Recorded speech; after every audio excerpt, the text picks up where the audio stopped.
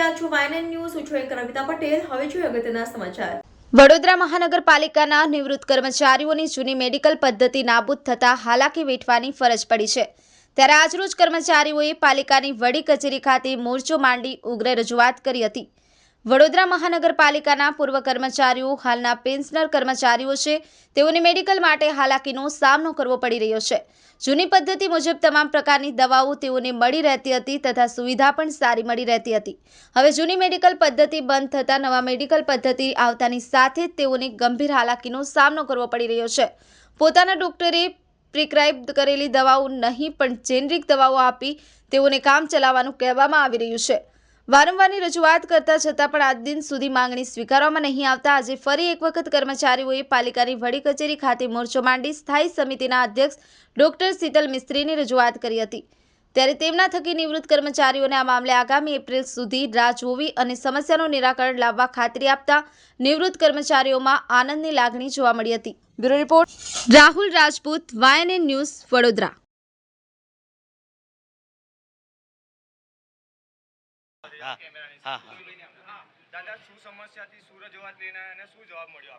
હવે જે અમારી જૂની જે સિસ્ટમ ચાલુ હતી મેડિકલની, એ મેડિકલની ચાલુ રાખવા માટે 1971 થી ચાલુ હતી, 55 વર્ષથી એને અમે એ ચાલુ રાખવા માટેની એ કર્યું હતું, પણ એ રજૂઆત કરી હતી અને એના માટે અમે આવેદનપત્ર આપ્યા હતા, પણ આજ દિવસ સુધી એનો કોઈ નિકાલ નહોતો આવ્યો અને નવી જે સિસ્ટમ ચાલુ કરી હતી એ અમને લોકોને ફાવતી નહોતી અને બહુ જ એનું બેડ ઇફેક્ટ અમારા એના પર થતી હતી શરીર ઉપર. એટલે અમે લોકો એ વસ્તુને સ્વીકારીને અમે એમને મળવા આજે આવ્યા. અમે તો સ્થાયી સમિતિના ચેરમેન શ્રી મળ્યા હમણાં, તો એમને અમને એવી બાહેધરી આપી છે કે હમણાં 2 મહિના સુધી તમે કોઈ પણ પ્રકારની વાત કરશો નહીં. તમારી જૂની સિસ્ટમ છે એને દાખલ કરી એપ્રિલથી લગભગ ચાલુ કરવાનું બોલે હું એ કરીશ. બધાનો સાથ અને સહકાર મારા સ્થાયી સમિતિના જે સભ્યો છે એમનો અને 5A અને એમની ઉપર જે કંઈ એમની જે કમિટી છે એની સાથે ચર્ચા કરીને હું તમારી 2 મહિનામાં આનું સોલ્વ. પણ કમિશનર તરફથી એક દરખાસ્ત બોલે આ બાજુ થાય એવી રીતનાનું એ કરજો. તો મેં તો સાહેબ તમે જ આ બાજુ ધ્યાન રાખજો. પણ 2 મહિના સુધી આપણે હમણાં કશું કરવાનું નથી અને 2 મહિનામાં એ આનો નિકાલ લાવીને જૂની સિસ્ટમ ચાલુ કરવા માટેની બાહેધરી આપેલી છે. જૂની પદ્ધતિ આગળ ન ચાલે પછી એ જોઈશું. એ તો એ બાબતે પછી સાહેબની સાથે